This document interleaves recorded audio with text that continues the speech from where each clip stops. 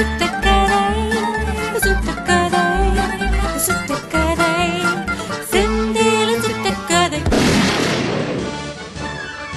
ஒரு நாட்டுல ஒரு ராஜா இருந்தார். அவருக்கு ஒரே பையன் அப்படின்றதுனால பிறந்ததுல இருந்தே பயங்கர செல்லம் கொடுத்து வளர்த்தார். செல்லம் கொடுத்து வளர்த்தாருன்னு சொல்றதை விட செல்லம் கொடுத்து கெடுத்தார். பேர் என்ன வச்சார் தெரியுங்களா? சிலம்பரசன் குரலரசன் மாதிரி இம்சை அரசன். பேருக்கேத்த மாதிரியே வளர்ந்தான். ஒவ்வொருத்தரையும் அவன் பண்ற இம்சை இருக்கு பாருங்க. ஓவர் செல்லத்தினாலேயே யாரையுமே மதிக்காமையே வளர்ந்தான். இவனை சின்ன வயசுல இருந்தே பக்கத்துல இருந்து பார்த்து பத்திரமா வளர்க்கணுன்றதுக்காக ஒருத்தரை வேலைக்கு வச்சிருந்தாங்க. அவர் பேரு தான் நம்ம பரந்தாமன். இளவரசன் இம்சை அரசனை விட ஒரு 10 வயசு மூத்தவர். இருந்தாலும் இந்த இளவரசன் என்னைக்குமே நம்ம பரந்தாமனை மதிச்சது கூட கிடையாது. அந்நியாயத்துக்கு வேலை வாங்குவான். கொஞ்சம் லேட் ஆனா கூட கண்டபடிக்கு திட்டுவான். அது மட்டும் இல்லாம வயசு வித்தியாசம் பார்க்காம கன்னத்திலே அறைவான். இவன் பண்ற தப்புக்கெல்லாம் கூட பஞ்சிங் பேக் மாதிரி பரந்தாமனை தான் திட்டுவான், பரந்தாமனை தான் அடிப்பான்.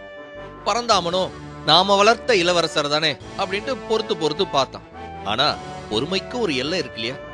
அப்படி ஒரு இன்சிடென்ட் ஒரு நாள் நடந்துச்சு. ஒரு நாள் பரந்தாமனை, வா பரந்தாமா, காட்டுக்கு போய் வேட்டையாடலாம் அப்படின்னு கூப்பிட்டான். சரி இளவரசே அப்படின்ட்டு நம்ம பரந்தாமனும் கிளம்பினாரு. இவன் லேட்டஸ்டா இம்போர்ட் பண்ண ஒரு ஃபாரின் குதிரைய மேல ஏறிட்டு, பரந்தாமா என்னை நீ ஃபாலோ பண்ணு அப்படின்ட்டு பரந்தாமனுக்கு ஒரு பழைய வயசான குதிரையை கொடுத்து ஃபாலோ பண்ண விட்டான். பரந்தாமனும் இளவரசர் சொல்லிட்டாரு அப்படின்ட்டு அந்த பழைய குதிரை மேல ஏறிட்டு ஃபாலோ பண்ணிட்டு வரான். இவன் புது குதிரை, நல்ல எங்கான ஒரு ஆக்டிவான அரேபியன் குதிரை, செம்ம ஃபாஸ்டா ஓடுது.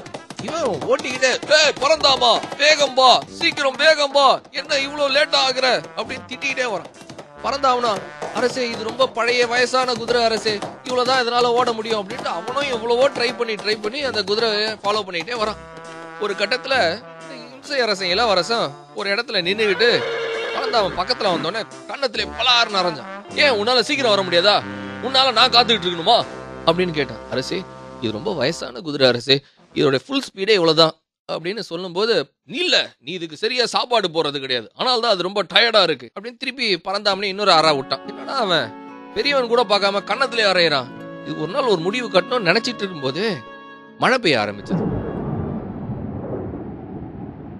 நம்ம இளவரசருக்கு ஒரு சின்ன பிரச்சனை என்னன்னா, அவருக்கு இடி மின்னல்னா பயங்கர பயம். மழை பெய்ய ஆரம்பிச்சு கொஞ்சம் கொஞ்சமா இடி மின்னலோட சத்தங்கள் வர ஆரம்பிச்சு. ஐயோ இடியா, ஐயோ மின்னலா, இப்ப எங்க ஒதுங்கிறது அப்படின்ட்டு பயந்து போன நம்ம இளவரசர் அங்க இருந்து ஒரு மரத்து கீழே போய் ஒதுங்கிறதுக்கு குதிரையை ஃபாஸ்டா ஓட்டிட்டு போய் அந்த மரத்து கீழே நின்றாரு. நம்ம பரந்தாமனும் இளவரசரை ஃபாலோ பண்ணிட்டு அந்த மரத்து கீழே வந்து நின்று அங்க பயத்துல கண்ணை மூடிக்கிட்டு குதிரையை கெட்டிமா புடிச்சுக்கிட்டு குதிரை மேலேயே நடிக்கிட்டே உக்காந்து, அர்ஜுனா அர்ஜுனா அர்ஜுனா ஐயோ அர்ஜுனா அப்படின்னு. அவன் பின்னாடி குதிரையில வந்த நம்ம பரந்தாம, ஆஹா இதுதான் நல்ல சான்ஸ், எப்படியெல்லாம் என்ன போட்டு நீ இம்சை பண்ணி அடின்னு அடிச்சிருக்க அப்படின்ட்டு மெதுவா அவன் பக்கத்துல வந்து கரெக்டா இடி இடிக்கும் போது அந்த இடி சத்தத்தோட அந்த இம்சை அரசன் பின்மண்டையிலேயே பலார்னு ஒரு அற விட்டான் நம்ம பறந்தான். அற விடும் போது பரந்தாமனும் கத்திக்கிட்டே அரைஞ்சான் அப்படின்னு. நம்ம இம்சை அரசன் இடிதான் விழுது அப்படின்ட்டு, ஐயோ இடி விழிக்கிறது, ஐயோ இடி விழிக்கிறது கத்திக்கிட்டே பயத்துல கண்ணையே திறக்கல, கண்ணை மூடிக்கிட்டே கத்துறான்.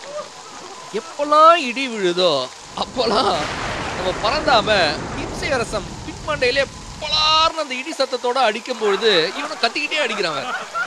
இந்த இம்சை அரசன் இடிதான் 2 பேர் தலையிலையும் விழுது போல இருக்கு அப்படின்னு நினைச்சுக்கிட்டு, ஐயோ இடி விழிக்கிறது, ஐயோ இடி விழிக்கிறது பயத்துல கத்திக்கிட்டே நடிக்கிட்டு இருக்கிறான். இப்படி 1 அடி 2 அடியில 9 அடி அடிச்சிட்டா நம்ம பறந்தாம. கரெக்டா 10வது அடி அடிக்கும் போது அடி தாங்காம நம்ம இம்சை அரசன் மயங்கி குதிரை மேல இருந்து டப்புன்னு கீழே விழுந்தவன் அப்படியே மயக்கத்திலே கொஞ்ச நேரம் இருந்தான். நம்ம பறந்தாவனும் பக்கத்துல வந்து, என்ன எப்படி எல்லாம் அடிச்ச, வேணும்டா அவனுக்கு அப்படின்ட்டு அவன் பக்கத்திலே காத்துட்டு இருந்தான் இவன் கண்ணு முடிக்கிறதுக்காக. ஒரு கட்டத்துல பரந்தாமனுக்கும் அவனை பார்த்தா பரிதாபமாச்சு. என்னதான் இருந்தாலும் நம்ம நாட்டுடைய இளவரசன், நமக்கு முதலாளி, அடிச்சிட்டோமோ நினைக்கும் போதே மயக்கத்துல இருந்து லைட்டா அப்படியே கண்ணு தெளிய ஆரம்பிச்சா இம்சை அரசன். அப்போ பரந்தாமன் உடனே டகால்னு அவன் பக்கத்துல இவனும் மயங்கி விழுந்த மாதிரி கண்ணை மூடிட்டு படுத்துக்கிட்டான். மயக்கம் தெளிஞ்சு எழுந்தா நம்ம இம்சை அரசன் சுத்தி முத்தி பார்த்தான். எங்க இருக்கும்? ஓ இடி தாக்கி நம்ம மயங்கி விழுந்துட்டோம் அப்படின்னு அவரே நினைச்சுக்கிட்டு, பரந்தாமனுக்கும் இடி தாக்கி விட்டதா ஏய் பறந்தாமா எழுந்துரு அப்படின்னு அவனை குலுக்க ஆரம்பிச்சான். பறந்தாமா ஓவர் ஆக்டிங். அப்பதான் அப்படியே மயக்கத்துல இருந்து மெதுவா கண்ணை திறந்து நான் எங்க இருக்கிறேன் அப்படின்னு அவரு. உடனே நம்ம இம்சை அரசர், டேய் பறந்தாமா, ஒரு இடி தாக்கியதற்கே மயங்கி விழுந்து விட்டாய், என்னை 10 தரம் தாக்கியது, அப்பொழுதுதான் நான் மயங்கி விழுந்தேன் அப்படின்னு ரொம்ப பெருமையா சிரிச்சான்.